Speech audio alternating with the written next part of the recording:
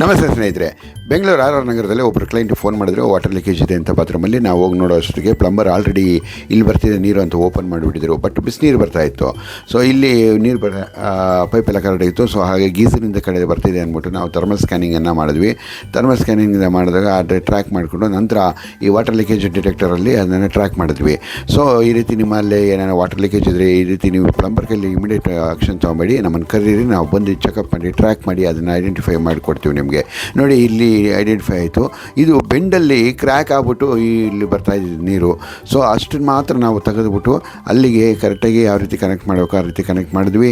ನಂತರ ಓಪನ್ ಮಾಡಿದಂಥ ಜಾಗಕ್ಕೆ ಟೈಲ್ಸನ್ನು ಹಾಕಿ ಅದನ್ನ ಕವರ್ ಮಾಡೋಕ್ಕೆ ಸೊಲ್ಯೂಷನ್ನ ಕೊಟ್ಟು ಅದು ಆಯಿತು. ಯಾಕಂದರೆ ಎಷ್ಟು ಓಪನ್ ಬೇಕೋ ಅಷ್ಟು ಮಾತ್ರ ಓಪನ್ ಮಾಡಿದಾಗ ಏನಾಗುತ್ತೆ, ಫುಲ್ಲು ಹೊಡೆಯುವಂಥದ್ದು ತಪ್ಪುತ್ತೆ.